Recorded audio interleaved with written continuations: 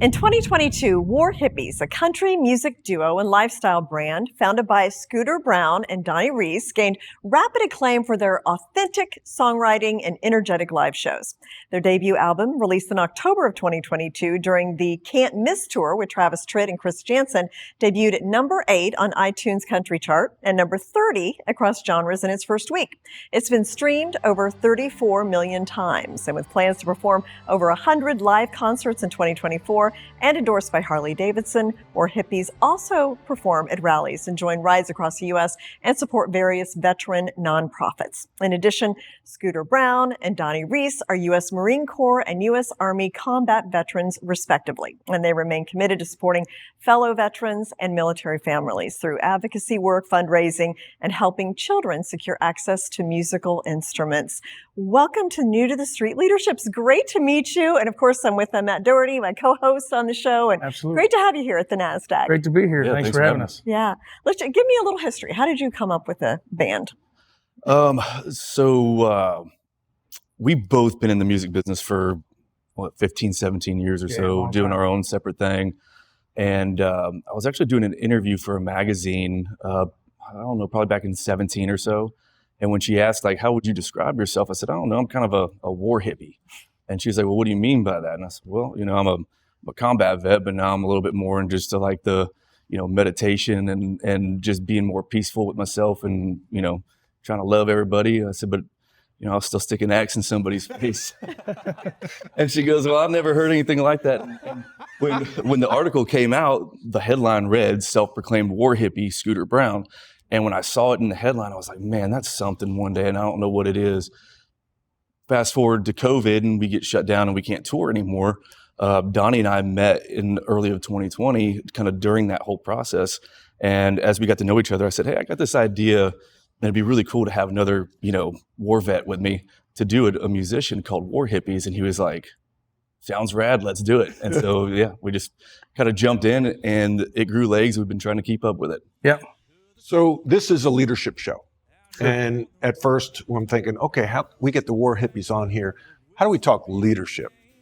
But you're basically a small business, right? You're partners, 50-50 partners. Yep. They're equal partners. Okay. And then you are both military vets. So you understand leadership. Absolutely. All right. So talk to us, Donnie, about the leadership lessons you learned in the military. Sure. And then how are they carrying over to the partnership you have with Scooter? Well, in the military, leadership is conducted completely differently, usually than in the civilian world. What you learn in the military is especially just discipline.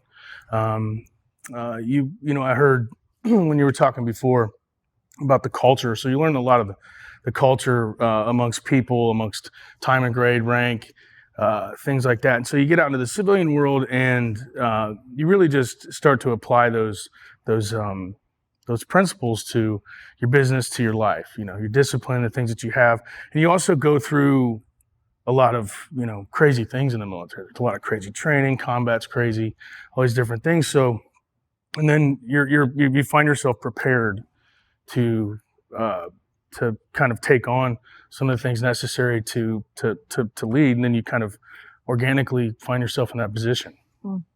What from the military could you take to the music industry, and what were you totally surprised by in the music industry as well?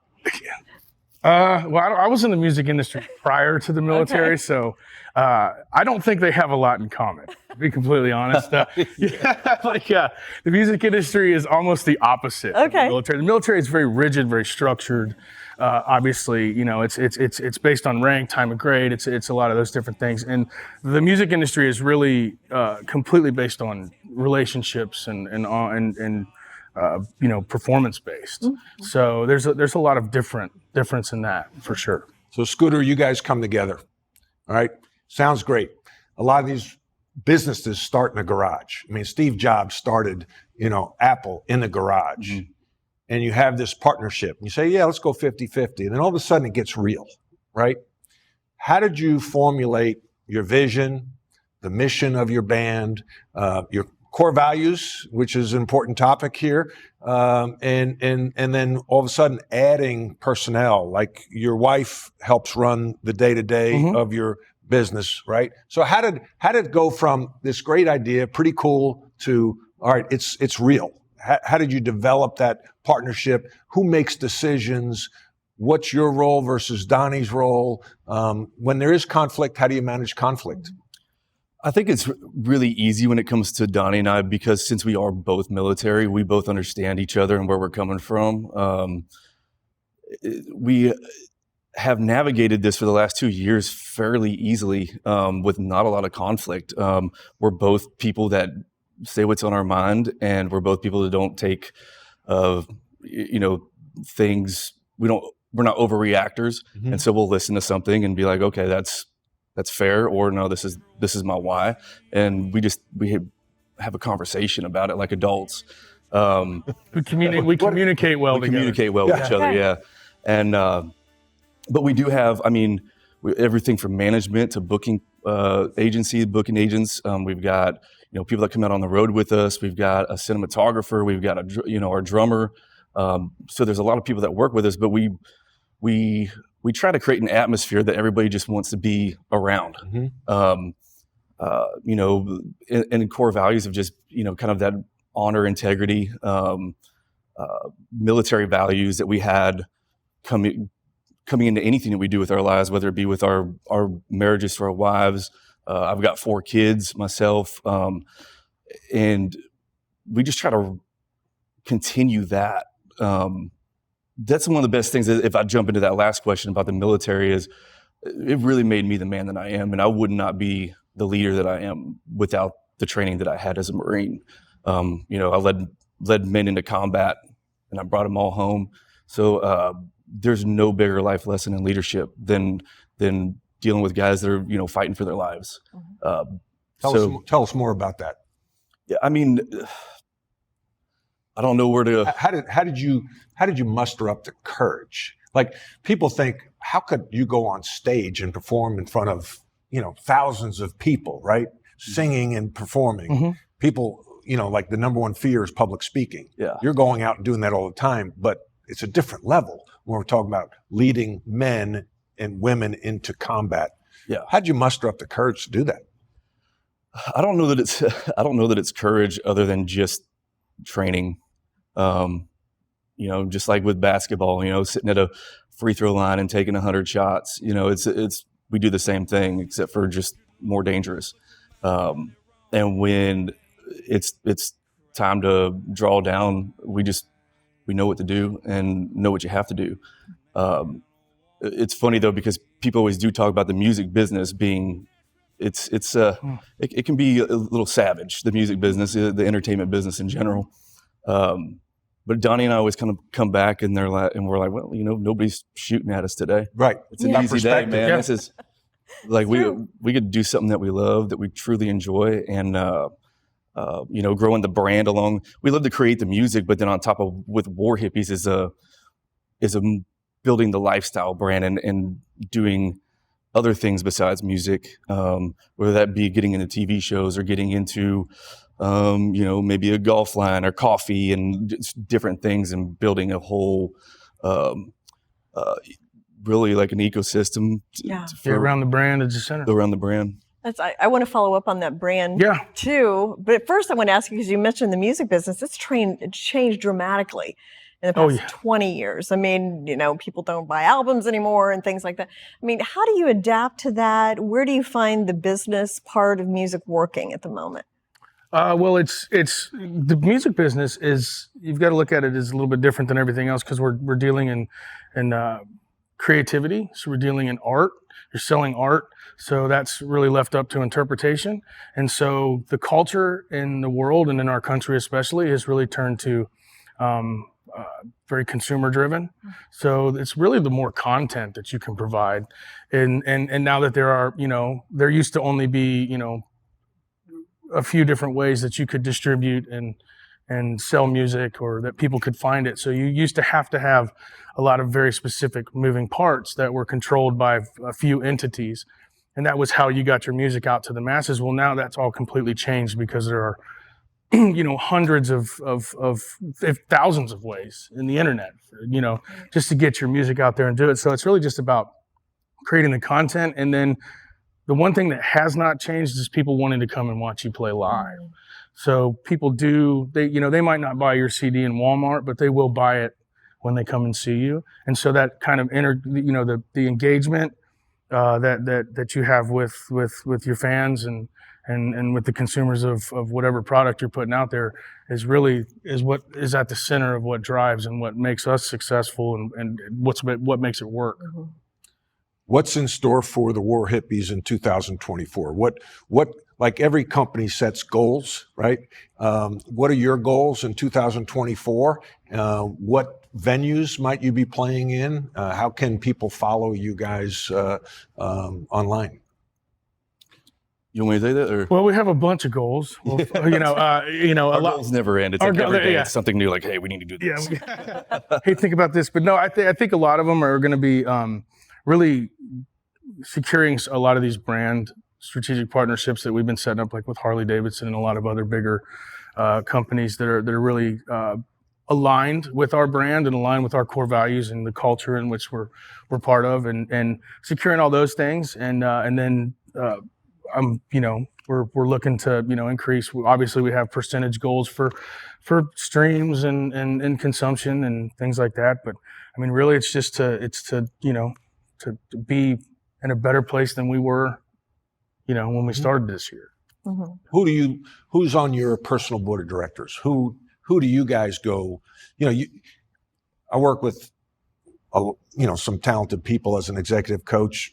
Dentists, doctors, they're really good. That's what they train for. You guys train musicians, right? But there's the business aspect that if you don't get that part right, I don't care how well you can play, right? Yeah, absolutely. So who do you lean on for those business decisions? Or maybe it is you all, and then who executes them? It's a combination. It's him and I have, at the hub of the ownership of the company, we have to be accountable to it. But then what we do is we seek mentors and outside people, like one of your friends, Tim. He really helps. Tim Hoferth. Yep. Yeah, he really helps with a lot of the business. We have other people out in Colorado, things like that they really help. And so it's just we have a we're always constantly seeking people who are further ahead than us and can provide those, and then we come back and we all talk about it and we figure out how to make the best decisions. Yeah, and I think too we're really good at like leaning on our team. Like we'll ask everybody from our PR guy Zach to the people that work for our management company or booking agency. Hey, this is what we're thinking. What do you guys think from your perspective? Is this a good idea? Is this a good play for us? And then other artists too. I mean, Travis Tritt has been an amazing mentor for us, taking us out on the road. Charlie Daniels was a personal mentor to me for 7 or 8 years. Love Charlie Daniels. Yeah. Amazing. You remind me, Donnie, of Charlie Daniels. Oh, man. There's a bit of Charlie and Donnie for sure. Yeah. Randy Travis is a good friend of ours in his camp. So there's a lot of people that have been really successful in music that we can kind of go to and ask questions. But the thing is too that music is kind of the fun marketing aspect of what our grand scheme and goal is for War Hippies, being the brand and making the brand bigger. And then the music is just our fun way of pushing that out. Yeah. Well, let's talk about the brand and where you see it going. And you mentioned the relationship with Harley Davidson. And how did that come about? And how did you approach a company like Harley Davidson? First, I have to say, like, everything War Hippies has been completely backwards. I mean, we started getting, like, Harley brought us on when we had like 2,000 followers on Instagram. We still don't have like a huge social media following, but everybody's going like, how are you guys getting these tours? How are you getting Harley Davidson and we're working with Wyndham, and we're working with a lot of other great people when there's not a whole lot of history there. And I wish I could tell somebody what the key is, but I would have to say that personal relationships. It's just that we go and we talk to people and we have a good hang and we do rad stuff with rad people, and it's working out. Yeah. I mean, it's like with Harley, for instance, we're both, motorcycle riders. We have been for our whole lives. We're very heavily involved in the motorcycle community and the festivals and the rallies and things like that. And So we were able to facilitate those relationships with the higher ups at Harley Davidson, and they recognized in us a brand and a culture that has been almost kind of lost. And you know, it was the military culture and the war hippie culture and all that built their brand up. Yeah. And so they're like, you know, hey, we want to. That's interesting. Let's talk about that. I think it's your whole story, your whole narrative that is attractive. You know, to a company like Harley Davidson, the veteran part, and that you're helping young kids, and all of that kind of ties together. Yeah. But I mean, as far as the full 360 is like what we see is we see the music aspect. We see like just a lifestyle brand and clothing wise. We see coffee lines, beer care products. We see, I mean, everything, hats. Just there's anything could be War Hippies. I mean, we could do wine, we can do whiskey and bourbon, we could do, War Hippies can be anything. And that's where we want to take it. That's cool. Where's your dream venue? Where have you not played yet that as the War Hippies you'd like to play and pack it out? I'll answer that first. Red Rocks.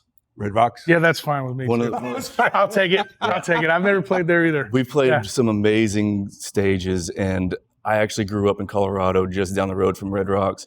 I used to run those stairs playing baseball, and I've always wanted to play there. So if anybody's watching can make that happen, we're ready. I think you guys could probably get it done. Yeah. I think so. How do people, well, where are you playing next? And this show airs the last Saturday of January. So where are you playing in the immediate future that people can either go see you play, or how do they find you on a website and buy your music? Well, I mean, obviously you can find any of the social media platforms, just, you know, War Hippies. And then, you know, warhippies.com, that shows all of our tour schedule, things like that. Really, the only thing immediately we have, I think, in January is we're going to Las Vegas for SHOT Show, private party for Daniel Defense, which will be pretty cool. And then I'm not, do you know our tour schedule? No idea. I don't know. I have no idea. We don't Social media, we can find it. Yeah, go to social media, go to warhippies.com, and then in February, we'll start hitting the road again. And then, but it's all listed. They take care of it. And then the go-to question that I think we've learned from a past guest is, what should we have asked you that we didn't? Man, the other guest that you had on here had a really quick fire answer, and I knew that we wouldn't. Well, how about this? Where do you get your hats? This is an American Hat Company. Is where I got this one. Yeah, he makes his and stuff. What? He's artistic. Yeah, Can you make a size 8? I get probably. I get like a blank, and then like this one, like I dyed it myself. I made both of our hat bands, and kind of when I'm at the house and I need to be creative, but have writer's block or something, like I'll pull out leather and do that, or Talent, man. build something. I don't know. Talented Okay, people. and I can see this building into a big brand. Yes. A lot of things. It's happening, Captain. Yeah. Let's go. We can see it too. Yeah. That's why you're here. That's it. So great to meet you guys. Thank you so much. Yeah, thank you. having us Thanks for on. having us. Thanks. Appreciate it. you. Yeah. Absolutely.